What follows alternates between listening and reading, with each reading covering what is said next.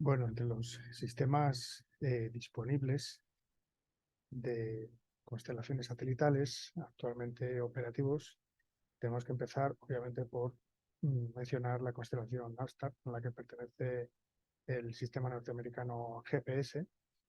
Eh, bueno, nace en 1973, como ahí les menciono, para proporcionar señales de posicionamiento, navegación, etcétera, para uso civil y militar. Eso no ha cambiado, sigue teniendo un doble uso, un uso mixto, civil y militar.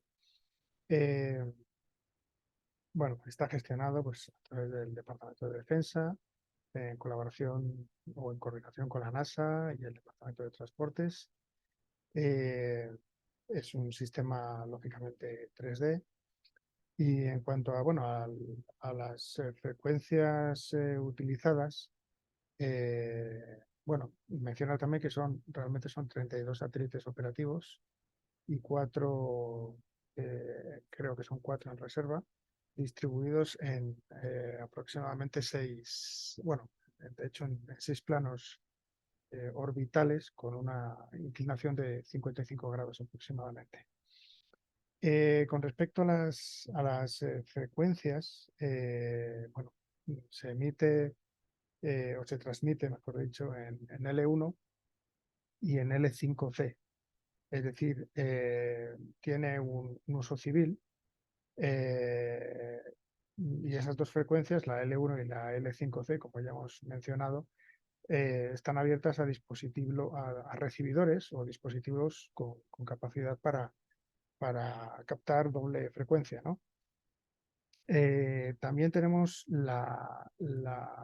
o también tiene esta constelación la capacidad de transmitir y recibir en frecuencia L2.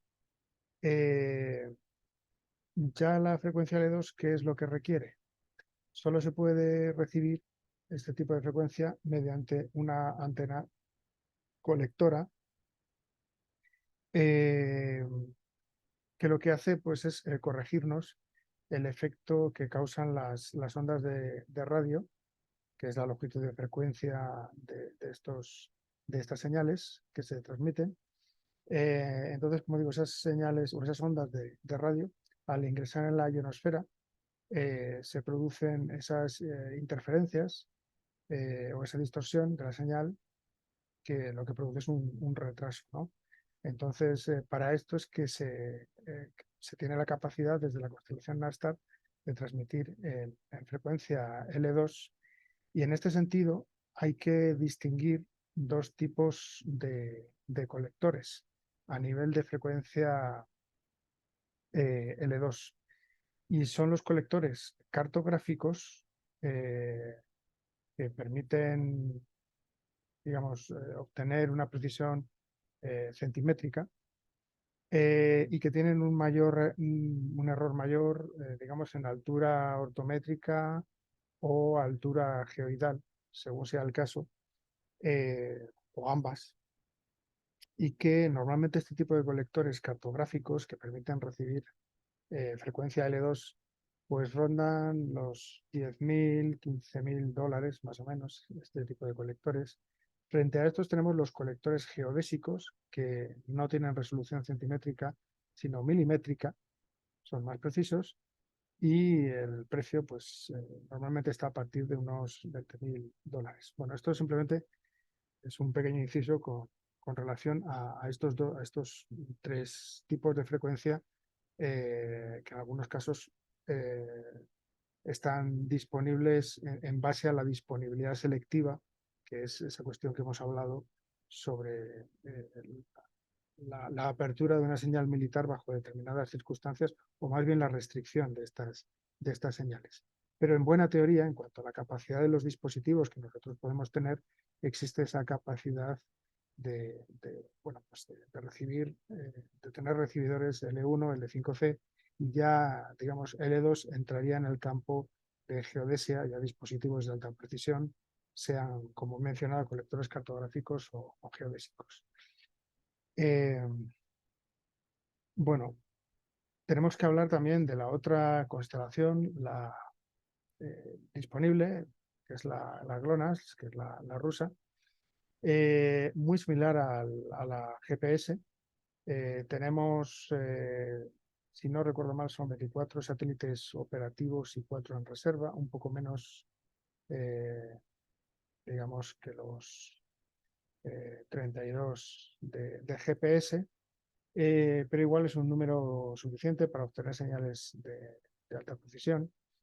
24 satélites operativos, 4 en reserva actualmente. Eh, La característica principal es que, siendo muy similar a GPS, cada uno de los satélites emiten una frecuencia diferente, pero todas usan el mismo código, es decir, están encriptadas bajo el mismo código. Además, se usa un sistema propio de referencia terrestre que es el PZ90, que en realidad, digamos, es un modelo elipsoidal mm, específicamente ruso, eh, pero que a efectos prácticos es similar al WGS84. ¿Ok? Además, tenemos este sistema de tiempo atómico GLONASS específico de este sistema. Y bueno, por supuesto, tenemos un segmento espacial, un control, otro de control y otro de usuario. En la gráfica o en la imagen, bueno, la imagen superior tienen el último de los modelos de satélite asociados a esta constelación que han sido puestos en órbita, que es GLONASS-K. La parte inferior tiene también un pequeño cronograma de las diferentes puestas en órbitas de la constelación en años atrás hasta la actualidad, digamos, en retrospectiva. Y bueno, básicamente sería eso. Les he intercalado dentro de lo que son las diapositivas, les he intercalado estas dos diapositivas o estos dos resúmenes de texto extraídos de, de varios artículos, de un par de artículos en prensa específica geoespacial, porque, digamos, en un futuro inmediato, que en realidad pues ya ha llegado, eh, tenemos GPS-3, que ya ha sido puesto en órbita en enero de este año, eh, y que viene pues básicamente a revolucionar la calidad de las señales que a nivel de usuarios vamos a poder disfrutar con nuestros GPS. Eh, Básicamente porque este satélite GP3, que fue lanzado por la empresa SpaceX, nos va a proporcionar básicamente precisiones 3 veces mayores que las que hasta el año pasado obteníamos con el GPS normal, y que viene a complementarse ahora con GPS-3. El GPS-3 es compatible, por supuesto, con Galileo, con QZSS, con Beidou. Y el sistema actual que veníamos utilizando hasta ahora de GPS, de Navstar, eh, era ciertamente preciso. Estábamos hablando de errores pues, que iban desde los 4 hasta los 20 metros. Y esta nueva generación de GPS-3 lo que significa es que la precisión, pues como digo, de 5 a 10 metros que podíamos obtener máximamente a nivel de usuario, se puede o se va a reducir previsiblemente a entre 1 y 3 metros. La señal además va a ser más potente, lo que permitirá superar pues, las interferencias clásicas que degradaban la señal, ¿no? Y bueno, va a ser una revolución. Lógicamente los costos que esto va a tener van a ser enormes, la inversión que supone. Eh, y bueno, ahí les dejo esa pequeña píldora informativa relacionada con GPS-3 que, digamos, o sea, se ha puesto en órbita en enero de este año, y actualmente parece que están en pruebas sobre eh, digamos, la fase de propulsión y de incorporación a la órbita operativa, que está a unos 20.000 kilómetros, pero posiblemente cuestión de semanas, meses, estemos obteniendo precisiones hasta ahora desconocidas a nivel de usuario, simplemente con la señal GPS, sin entrar en Galileo, Beidou o GLONASS, que son otras. Y precisamente, bueno, hablando de GLONASS, pues tenemos que mencionar que de esos 24 satélites operativos con 3 planos orbitales y una inclinación de 64,8 grados al ecuador, una órbita ligeramente inferior a la de GPS, más cercana a la Tierra, se garantiza con este sistema pues, una visibilidad mínima de 5 satélites, es decir, vamos a tener en todo momento al menos una intersección orbital de como mínimo 5, que asegura una cierta calidad en la señal recibida, que captan las antenas o los recibidores. Eh, bueno, ahí tienen datos generales sobre la constelación GLONASS. Y entramos de nuevo en niveles de precisión desconocidos hasta ahora, hablando precisamente de Galileo, ¿no? A finales de los 90, la Unión Europea acuerda bajo condiciones difíciles durante décadas de negociación, porque cada país pues trataba eh, de tirar hacia sus propios intereses nacionales. Es muy difícil que haya fructificado de forma exitosa una iniciativa como Galileo, teniendo en cuenta que es mucho más fácil cuando los intereses de una agencia espacial eh, ponen en órbita un sistema nuevo y una constelación nueva de satélites enfocados estrictamente a los intereses de un solo país. Cuando hay que consensuar intereses nacionales múltiples, como que obligan a pactos que a veces complejos y a la multilateralidad, pues en el contexto de la Unión Europea realmente ha sido muy difícil llegar a este punto, ¿no? Creo, si no me equivoco, que actualmente son 28 satélites operativos los que cuenta el sistema Galileo. Eh, Galileo ofrece 20 centímetros frente a los 30 de precisión de GPS, con correcciones en la banda de codificación E6, lo cual, pues de nuevo, nos va a brindar nuevas perspectivas y nuevas precisiones con consecuencias en principio positivas, ¿no? Para todos los usuarios, ¿no? Básicamente, este proyecto lo que trató es más que todo buscar una independencia de la Unión Europea, es decir, tratar de no depender de Estados Unidos, pero sobre todo de Rusia, y más en las circunstancias actuales, ¿no? Porque es básicamente el rasgo principal del proyecto Galileo es que es 100% civil, es decir, no tiene ningún uso militar. Y el otro aspecto clave de Galileo, al margen de las especificaciones técnicas ya de la constelación de satélites, es que incorpora una señal de salvamento para cualquier emergencia mundial, lo cual, teniendo en cuenta que es un sistema interoperable, es decir, compatible, tiene un enfoque sustancialmente diferente al de de los otros sistemas híbridos civiles militares, ¿no? Bueno, Galileo además incorpora una serie de servicios, precisamente debido a esta vocación civil que tiene como misión, que son una serie de servicios, por ejemplo, el OS, que es como les aparece el acrónimo, el Open Service, que proporciona datos de posicionamiento y sincronización, es decir, digamos, lo que da cualquier señal de satélite, posicionamiento estricto, ¿no? Posicionamiento estricto y sincronización de datos. Tenemos también el servicio CS que proporciona, que es el Commercial Service. Eh, el Commercial Service lo que hace es mejorar la precisión con 2 señales. La segunda mejorada bueno, para mejorar las interferencias al atravesar la ionosfera de la primera señal. Después tenemos la Safety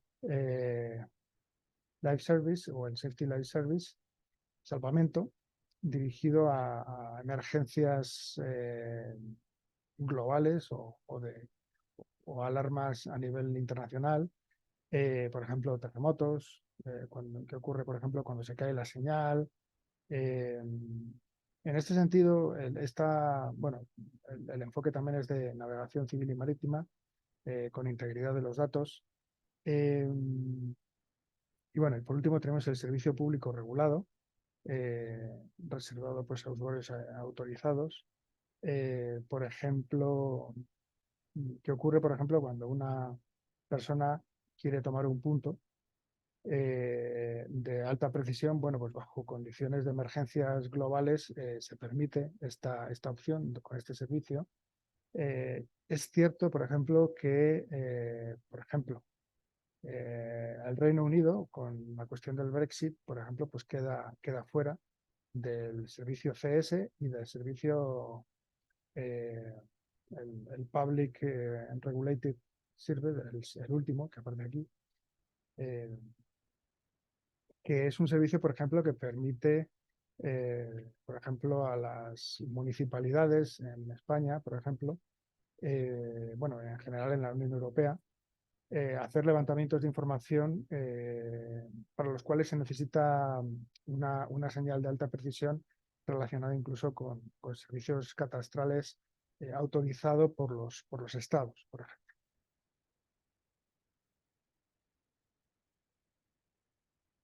Bueno, aquí tenemos entonces el sistema Beidou, que es el de navegación chino.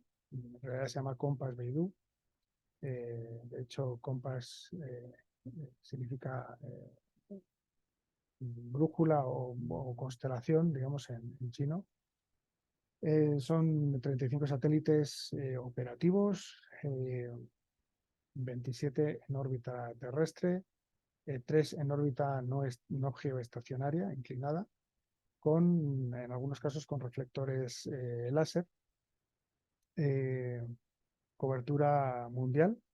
De hecho, pues, es uno de los sistemas que cuando utilizan cualquier aplicación les va a aparecer. Si controlan las efemérides de los satélites disponibles, verán que Beidou es uno de los disponibles. Creo que actualmente ya estamos hablando, creo que son ya 45 los que hay en órbita, si no me equivoco. Y el periodo de pruebas pues inició en 2011.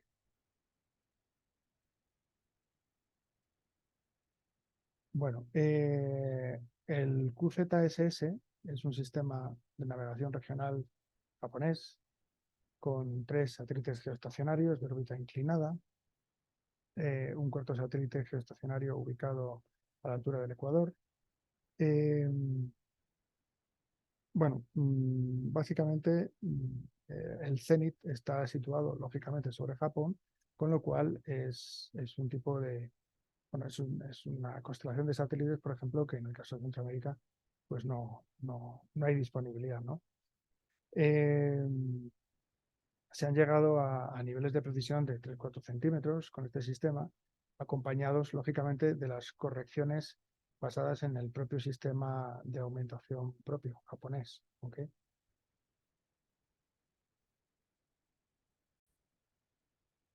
Bueno, seguimos con el IRNSS, que es básicamente el indio, propiedad precisamente del gobierno indio, desarrollado por la Agencia Espacial India,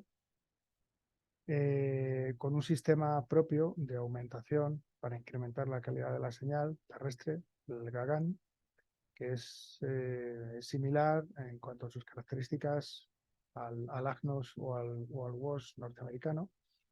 Es independiente y autónomo, da cobertura pues, básicamente a todo el sur y sureste de Asia.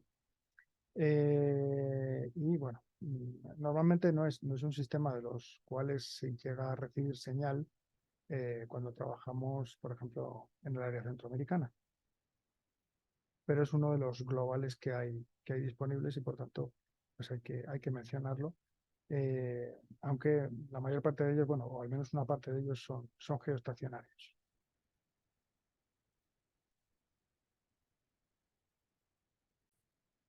Bueno, en cuanto a los sistemas de aumentación, eh, podemos dividir en función de cómo mejoran esa calidad de los posicionamientos, si desde tierra, desde aviones, satélites.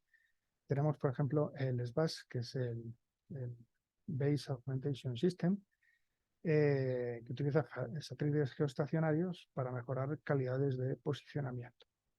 El GBAS o GBAS es el Ground Based Augmentation System, que utiliza infraestructuras terrestres basadas, bueno, en la banda UHF o VHF y cubren áreas próximas, bueno, áreas, digamos, de interés estratégico, de interés militar o nacional estratégico como infraestructuras, aeropuertos, etcétera. Luego tenemos el ABAS, que es el mismo sistema de aumentación, pero basado en sensores instalados sobre aeronaves. Este es más selectivos. Los sistemas SBAS y GBAS están vinculados a seguridad de navegación aérea y por eso, bueno, normalmente reservamos el concepto de GNSS diferencial, por ejemplo, en la tecnología RTK, a otros modelos para enviar correcciones o exigencias diferentes a las convencionales. Bueno, ahí les comento con respecto al sistema GBAS que son sistemas que utilizan banda UHF o VHF. ¿Qué es eso de la banda? Bueno, probablemente lo sepan, pero básicamente, bueno, eh, UHF es el acrónimo de Ultra High Frequency. eh, o Ultra High Frequency. Es, digamos, es la frecuencia que va de 378 megahercios hasta 870. ¿Ok? Y la VHF es la Very High Frequency, que es menor. Va de 49 a 216 megahercios. ¿Ok? Entonces, bueno, hay esa pequeña diferencia, ¿no? Eh, bueno, ¿para qué sirve cada uno? Bueno, VHF se utiliza sobre todo para transmitir señales cuando existen obstáculos al aire libre. ¿Ok? Si esos obstáculos no suponen un problema, la frecuencia VHF se expande más, ¿no?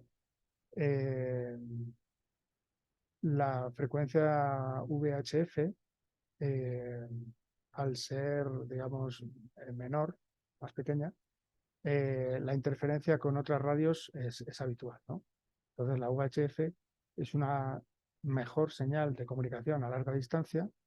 Se usa, por ejemplo, en radios en interiores, en edificios, en ciudades.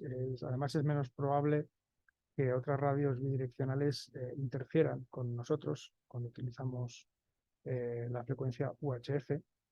Eh, por eso se usa más en interiores. Penetra mejor la madera, el acero, los edificios. Por tanto, se usa mucho en viviendas o en edificios. La UHF normalmente es la que utilizan bomberos, policías, servicios médicos de emergencia, eh, telefonía, eh, etcétera, ¿no? Por ejemplo, los funcionarios de seguridad pública suelen utilizar frecuencias de entre 850 más o menos y 869 o 70 megahercios. Los radioaficionados suelen hacerlo entre los 2300 y 1300 megahercios, más o menos. VHF, mm, por distinguirlo del UHF, VHF se usa para comunicaciones marítimas y personales. Son aproximadamente unos 16 canales, ¿no? Eh, los utilizan, bueno, por ejemplo, el Servicio de Bomberos y Silvicultura Forestal de California utiliza VHF para comunicaciones por radio. Y bueno, básicamente es eso. La principal diferencia entre la frecuencia UHF y la VHF es el rango. Eh, eh, Básicamente UHF tiene mayor alcance que VHF. Eso significa que las ondas de las frecuencias UHF son más pequeñas y producen un rango más amplio. Eh, Otra de las diferencias es la duración de la batería. La alta frecuencia, la UHF, consume mucha batería. Es decir, suele ser, resumiendo mucho, suele ser más caros los dispositivos UHF que los VHF. Bueno, esto es simplemente un pequeño apunte con respecto a estas frecuencias de emisión. Entonces, el sistema GBAS, por ejemplo, corrige errores que se transmiten con correcciones con ayuda de satélites geoestacionarios pertenecientes a este sistema, ¿no? Como concepto es muy sencillo, son estaciones permanentes situadas en puntos de coordenadas conocidas, conectados a un centro de procesamiento que estima esos errores mediante corrección diferencial para errores, supuestamente errores de observación, ¿no? Eso sí, sobre puntos con coordenadas conocidas a priori y en base a modelos de correcciones que se envían a un satélite geoestacionario desde el cual se procesan y se devuelve una señal corregida a los usuarios, ¿ok? Teóricamente en tiempo real. Entonces, bueno, esta operación de reducción eh, es, o de aumentación, de ahí viene el nombre, ¿no? Aumenta la calidad teóricamente de los resultados. En resumen, son sistemas de apoyo basados en otros satélites. Bueno, los proyectos o los sistemas SBAS se establecen para grandes conjuntos a nivel regional mundial, ¿no? Tenemos el WAS en Estados Unidos, el EGNOS en Europa, el MSAS en Japón, SDCM en Rusia, aunque no aparece ahí, pero está presente, el GAGAN centrado en la India, el SNAS en el sureste asiático, aunque creo que no aparece ahí,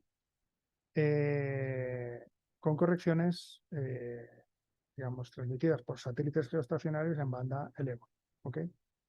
Eh, ¿Qué es lo que ocurre, bueno, con estos mapas? Pues que en realidad las gráficas son pésimas en general, digamos. Por más que he buscado, no he encontrado, y ahí aparece en el gráfico, pero no es correcto, en el mapa, mejor dicho. Por más que he buscado, no he encontrado gráficos que representen de forma precisa este mapa de coberturas de los sistemas de aumentación. Simplemente por poner un ejemplo, el WAS, que aparece ahí para toda Norte y Centroamérica, en realidad no cubre Centroamérica. Se queda o alcanza más o menos como la mitad de México, pero no es posible encontrar, como digo, un gráfico preciso en ese sentido.